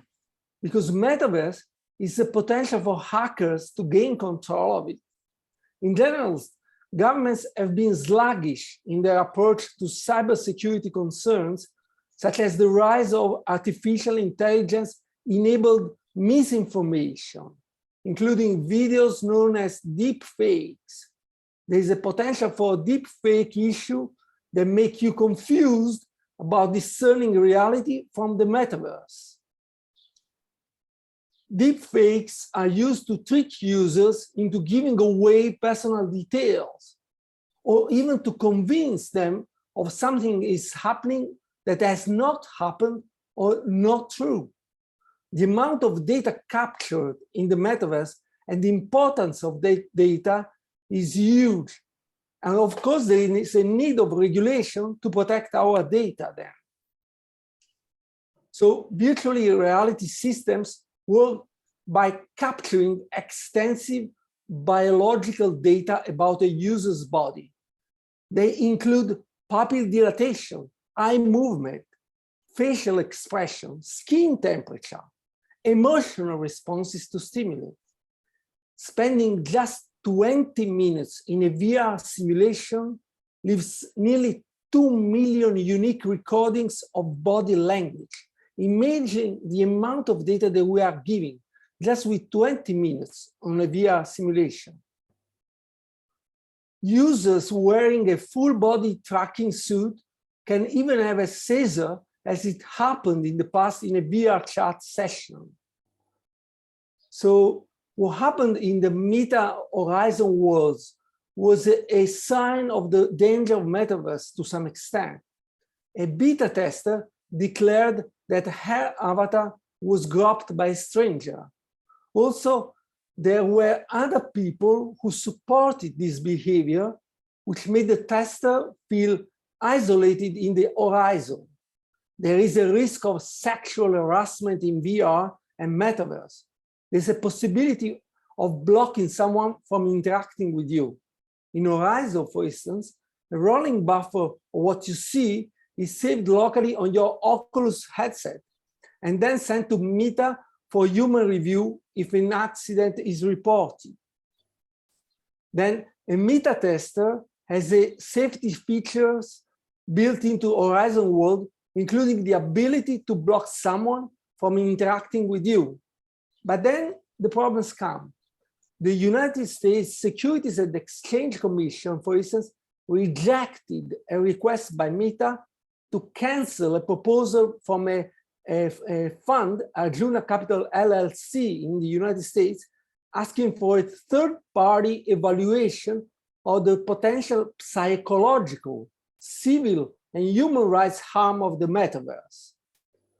So Arjuna wants the company to demonstrate whether any harm could be mitigated or avoided in the metaverse. The proposal will now be included in the list of issues shareholders in Meta will vote on at the annual general meeting of Meta. So human rights in metaverse is a big issue. Existing data protection laws are inadequate for dealing with the privacy implications of these technologies. Data collection is involuntary and continuous. The notion of consent is almost impossible. 5 minutes of VR data with all personally identifiable information taken away could be correctly identified using a machine learning algorithms with 95% accuracy. This type of data is not covered by most biometric laws. So gathering and use of biological data to reveal intimate details about a user's likes, dislikes, preferences, and interests, this is an issue. In VR experiences, it is not only a user's outward behavior that is captured, but also their emotional reactions to specific situations through features such as pupil dilatation of changing facial expressions. So imagine a user that sees a picture of something he likes on a clothes or a shoe in a VR experience. Their emotional responses can be analyzed, tracked, including how it changes over time. Pupil dilatation could show the excitement of the user feels as something in the product. Even skin responses can tell how intensively a person feels about a particular emotion. So governments must enact or update data protection legislation that limits data collection and processing to include data generated and collected by XR systems, including medical and psychological inferences. Governments should clearly define this data as sensitive and protect those data under the law, even when it does not meet the threshold to be classified as biometric personal data or personally identifiable information under current law. Then there are some other concerns that I will mention later. Absolutely. Massimo, thank you so much. And I just wanted to swing in, Christina, if you had any last thoughts on this sensitive information that Massimo brilliantly brought up. Just give your thoughts. I'm going to try and keep it short here, but I definitely wanted to summarize a number of points that I've heard listening. And first of all, let me just say thanks to everybody for hopping on, because I always learn so much by coming to MKAI events. So thanks for having me here. I think from my perspective, I think the things we need to be thinking about is first and foremost, echoing what we've said a number of times today, which is that immersive technologies have been around long enough for us to understand that they have immense potential. There's lots of promise. And we're seeing that across the board, right? So I don't want to just say, oh, it's all horrible, it's all evil, because I don't think that that's true. I think there are so many great things that come with a metaverse, anywhere from how we're going to work to healthcare to education. So I don't want to just, rain on the parade and say it's all bad and doom and gloom, because that's not the case. I want to stay optimistic about the promise of what's coming at us and the opportunities that await us, because I do believe that they're great. I also believe that technologies have not been around long enough for us to actually understand fully the impact that they're going to have on us, whether it's mental or the social health or physical, as we've been talking today, especially when we're talking about those impacts for children and those of a very young age. And so I definitely think that we need to do a lot more study from a neurological, psychological perspective and trying to understand what these technologies mean for us. So that's first and foremost, I think, the top of my mind. And then, as we've heard today, I would just echo the fact that immediate implementation of the metaverse in the present state, because it is non-regulated, right? Today, we're not regulating social media, the technologies. And so what we're seeing is the opportunity to amplify social inequalities, the mental health issues, the inequalities, and to continue to perpetuate them. And so I think that what we really need to is to obviously understand that the metaverse is sitting on top of the existing internet infrastructure, right? So continuing to evolve and going forward means that we're going to continue to evolve the same issues we have today, whether they are the threats to privacy and safety, or they are things like security and the data breach issues. So let's just continue to keep in mind that we're still sitting on top of the same servers, we still have the same security implications, et cetera. So to bring our existing opportunities and challenges to the metaverse, we just need to continue what we're doing and not make any other moves.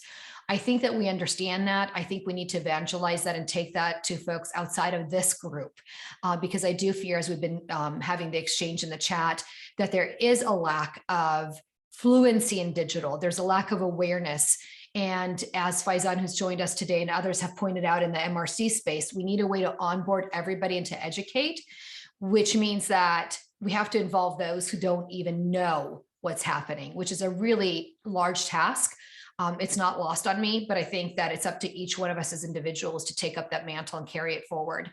And I think as we understand that the emerging technologies pose new risks in new ways compared to existing experiences, I think what we have to do is to lobby our governments, making sure that, just around the world, we're promoting the growth of emerging technologies in a positive and a fair way. We are seeing governments that are starting to just leap into the metaverse. I fear they're doing that without considering laws, whether it's the government of Barbados that has set up the first embassy in the metaverse. I don't even know what that means.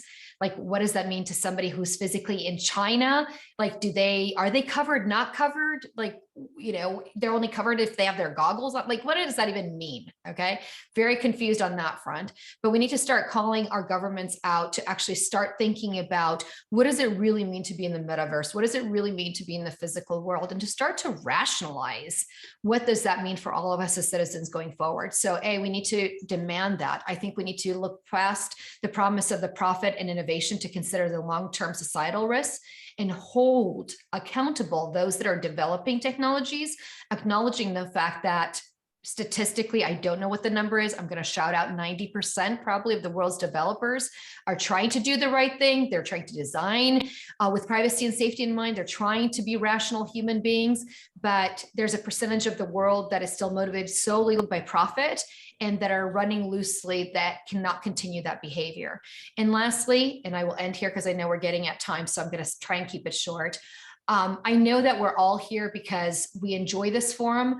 I think we should all step away from this forum and encourage others to step into our world or to have the conversation to inform each one of us and take the burden off of lawmakers because they don't know. They don't know. A lot of them are just old white men who don't know, and I'm sorry for that, right? But they don't know. So we need to actually bring to them the diversity that we have of our society, wherever we are in the world, those that are online, offline, etc., and make sure that those voices are reflected in what the needs are. And so lastly, let me just say one more thing, because I think this is critical. And Richard, this is a big shout out and a thank you to you and others here, which is I still remember the point in time where you said, who in this conversation is a reflection of thought from the Southern Hemisphere? And we kind of did a look around and we said, oh, there's really nobody here in this forum that was from the Southern Hemisphere. And what that's reminded me continually, even though I know intellectually that I'm not being inclusive, to always ask myself, who's not part of this conversation? And who should I ask about who should be part of this conversation to get beyond my own biases and recognize that I can't just assign that blame to everybody else and ask them to own it, but I need to be part of the solution. So I would say, let's get excited about what's coming at us. There's a lot of great opportunities. There's a lot of risk. Let's come together and be part of the solution to those risks, but not lose sight of the fact that there are so many wonderful opportunities and they need to be delivered in a way that are safe, inclusive, respectful of privacy, and also respectful of people who may or may not want to participate in the metaverse, because that's a fundamental question to start with before we get into the conversation of, do you have human rights or not? Do you even want to be in this space? Or is that something that's going to be thwarted upon you just because a handful of companies and others have said that you must? And so thank you again for having me. Lots of opportunities for conversation. So looking forward to continuing them. Thank you. Thank you so much, Christina. And we are spot on time, Jerry and Wemir. And there are a couple of questions which are there in the discussion that is going on. The chat is absolutely overflowing. You guys have been brilliantly even responding to people on the fly, which is really great. But I think people who are not looking at the chat, for them, we should be asking some questions.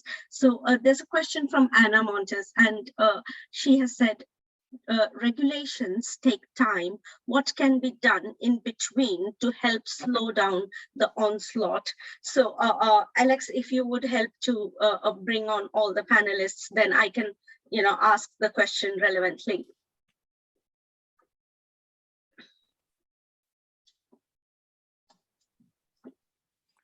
Yeah, my question is just, there's what's one thing, one small step that can be taken now, and that each person can take, or each, I'm not an expert in AI, as everyone knows, but so I really want people to help.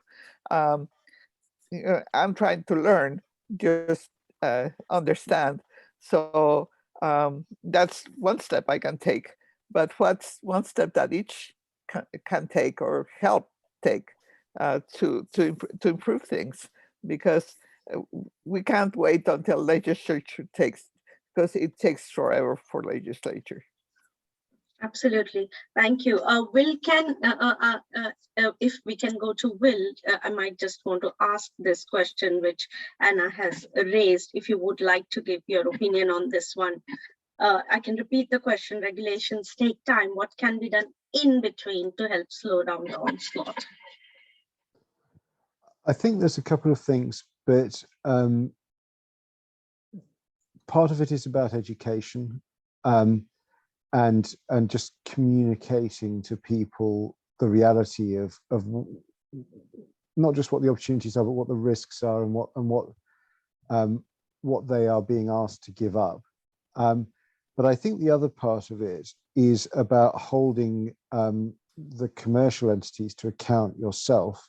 And again, forgive the sort of parochial view, but I mean, in the particular area that I work in around sort of data protection, one of the ways in which you can do that is by making a request for sort of copies of the data that these companies hold about you, to understand, what information are they collecting and what are they doing with it. And the more people that are asking that question, the more these companies are going to understand that they're being looked at, and that they have to be accountable, and that they have to give answers. And who knows, you may learn something yourself about how much of your information is out there and how it's being used. But as companies start to sort of develop, I mean, we saw the news about Clearview this week using massive data sets to build their AI tools. Your data is probably out there already being used to develop, aspects of the metaverse and AI. And if people feel, or companies feel that's being scrutinized and they're being watched, it's going to help to bring them to a place where they're actually motivated to do something about this proactively, without waiting to be regulated. Thank you, Will. And I would be asking the next question to Sue, if we can spotlight Sue, Alex. So the question that we have is from Elizabeth, and he has asked, we want to build this whole metaverse and be safe on existing foundational principles, but what if the foundation is systematically racist itself? So Sue, we would like to hear on this one from you. This question is specifically asked. Yeah, and I think this came up in the chat as well from Ali, this question of, can we sort of scrap the flawed system we've got and start afresh? And legal systems have very, very rarely done that around the world. If you look at the history of law in different jurisdictions, you see occasionally there's some massive upheaval, civil war, great turmoil, and then people attempt to start afresh.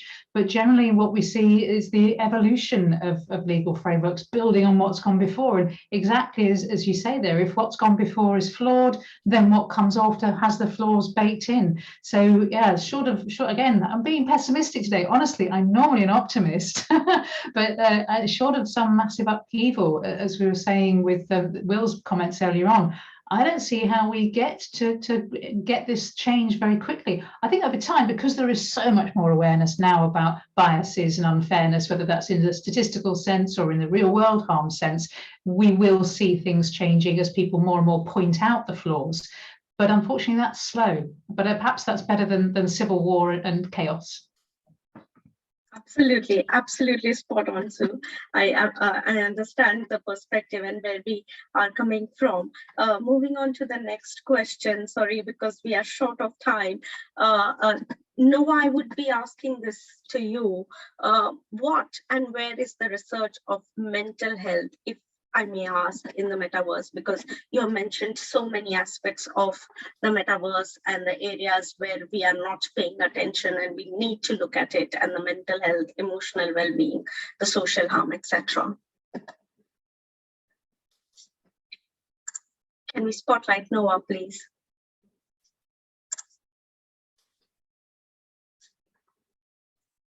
Maybe Nova is not here. Should we ask these to someone else? Yes, absolutely. Ronka, maybe? Yes. Do you want to answer this question, Ronka? I'm sorry, I was distracted by the chat because when Jaisa said she was asking Nova, I started reading all the great input in the chat. So maybe if you repeat the question, I could answer it. The chat looks beautiful. it's just, yeah, it's mind blowing. But Hazel, could you just repeat? Yes, absolutely. What and where is the research of mental health in the metaverse? Because we have been talking so much about emotional well-being, mental health, social harm, etc. We must, I think people want to listen about this. Yeah. So I can't answer where that research is because I don't think we are doing a lot in terms of that yet. Someone mentioned this earlier, that we haven't had the time to actually think of what the impact of all these technologies on our brains. What does it mean? I mean, I myself, even though I grew up in a time before the internet, I noticed that my attention span has become shorter, for example. But what does this mean for children, for example, who have grown up in this world that has always been full of this short attention grabbing videos and bits and bytes. And also when we talk about social media, I've been thinking about, the whole topic of social media in 3D and with avatars and the possibility to create avatars that are very beautiful, for example, and again, mess with the way you perceive yourself and your self-confidence. So when you ask where that research is, I would say it's lacking. We are starting to have studies, one or the other, that look into these topics, but so far I think we just have a lot of preconceived notions what this all means for us. Some of them are true, some of them are not. I recently read a study about, for example, video gaming. So everybody thinks that playing a lot of video games is bad for children. So there's this bias that it's not good for children. That study found that it actually increases the intelligence of children if they play games. I mean, but of course, this is one study or maybe two, and we have to do a lot more to understand better what all this means for our mental health, for the way our brains work, basically. Striking the balance will be the true answer as well in that case, but researching more to find out what's the effect is so important. Thank you so much, Dr. Ronka. Christina, if I may ask, would off the grid people, this has come from Fazan, would off the grid people be marginalized? To what extent will they be the new minority? Oh, I believe that they will be, but they already are. Right. I think that out of sight, out of mind, and unfortunately, that's going to continue to get perpetuated. And the question is, to what extent and who is it that's going to ensure that those marginalized communities are not continually marginalized? And I think that that's a big challenge, and it's going to take quite a bit of thinking, but also commitment, right, across the board to ensure that those who want to be included are in fact included. And I say that because I understand that just because everybody is not part of social media today, not everybody's going to want to be part of the metaverse tomorrow, or they might have a choice about how they interact or when they are part of that, or to what extent they identify with it. And so I think learning, understanding, asking, but definitely having champions for those communities is critical, because we are leaving out a large percentage of the population by not asking, and they will continue to be marginalized. Absolutely, spot on. Thank you. Thank you so much, Christina. The next question that I might want to ask is for Alison. And Alison, if I may ask, there's one question particularly. How might AI replace bureaucratic jobs in governance, politics, NGOs, and corporations? What are the benefits you think? Okay, hello. So if I'm hearing the question right, what are the benefits? If it's going to replace, what are the benefits? Might. If AI might if it replace. does. Yes, yes. Yes. Well, I think it will be interesting as to what it will replace, because a lot of those roles that you talked about, I want to say, have an emotional competence element with it. And I think as we continue to grow, it's how AI will continue to grow.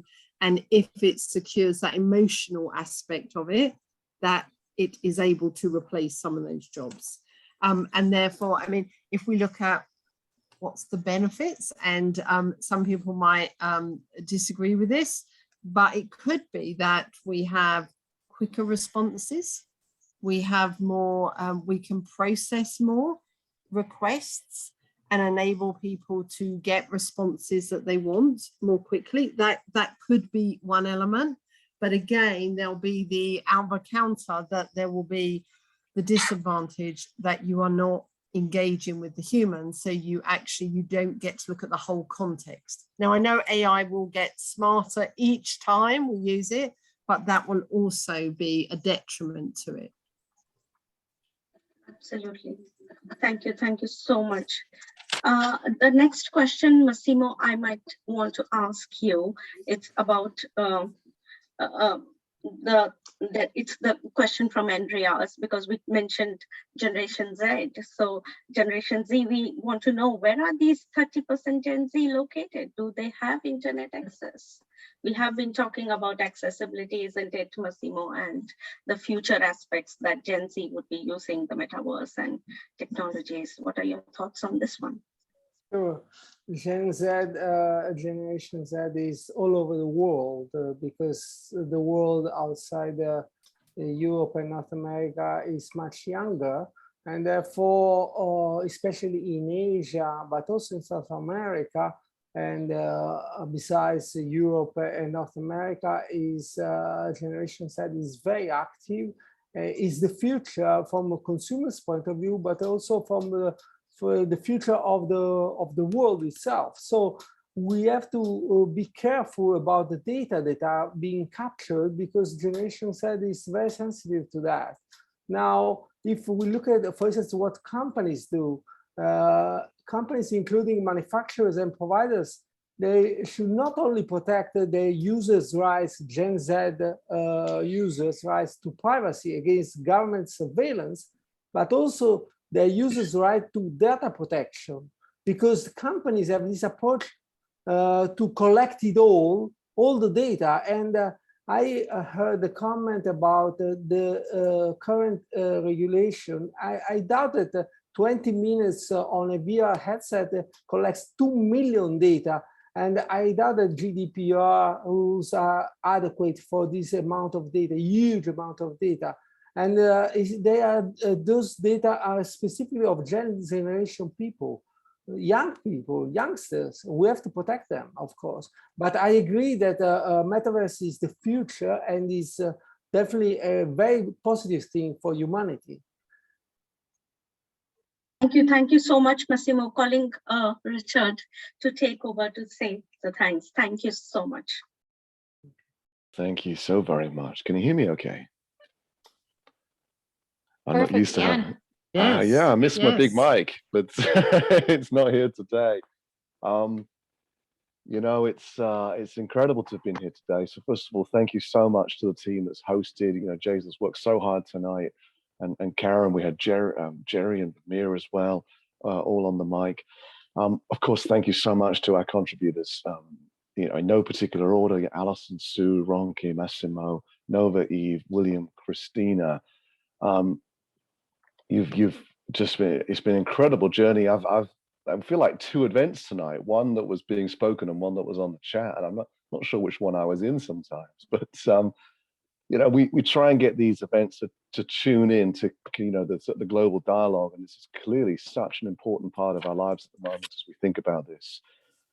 It's been breathtaking just being here for this. And I think, for me, I created this in a bedroom a few years ago, and tonight's really felt like this entity has a life of its own now.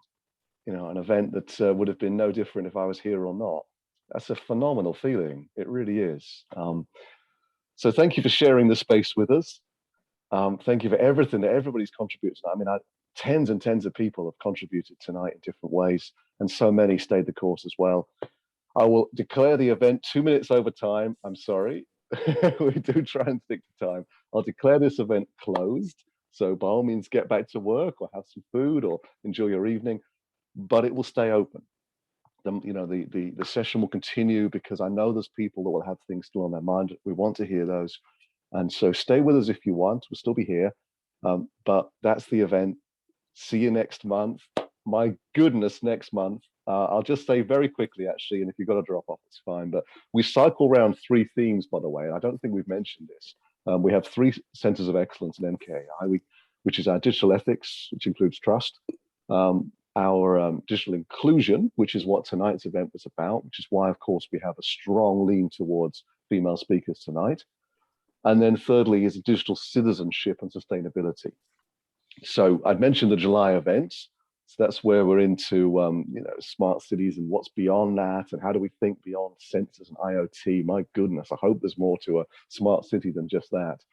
And then sustainability next month. And Odelia, who's not here tonight, has organized a phenomenal event, and it's the role of movie producers in combating climate change.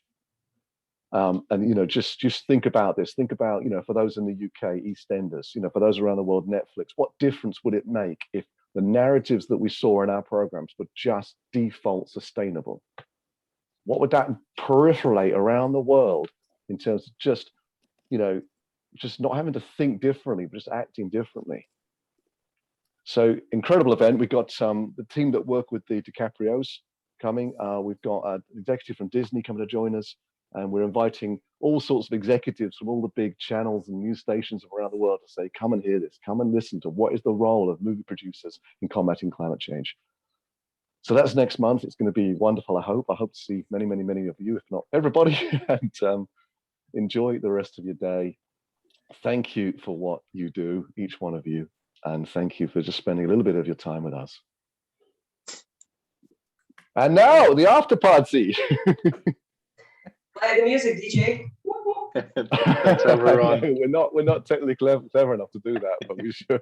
Hey, next time we'll have a party in the Metaverse with the DJ spinning and us as avatars. I know. We want open mics in the Metaverse every month. We want that. Let's talk about that. All right. Yeah, we can do that. Well, reach out. Let's do a one-on-one chat.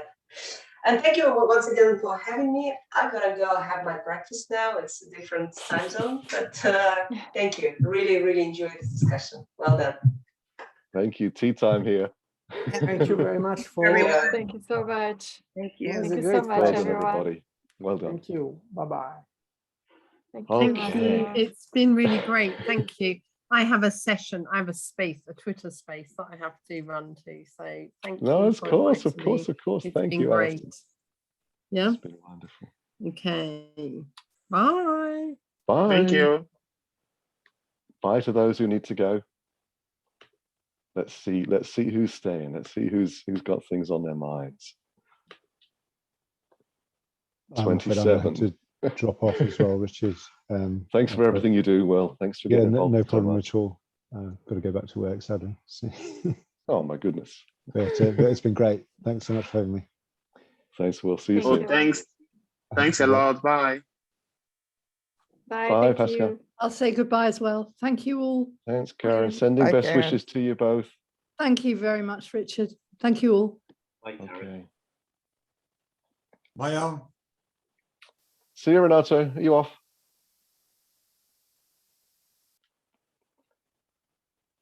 Is everybody's exhausted maybe from I was out there presenting all day, so it was perfect not to have to do much. Oh man alive, I'd have been keeping my eyes open otherwise. So. Wonderful job tonight, team. Wonderful job hosting. I'll just stop recording now. Oh yeah. Probably.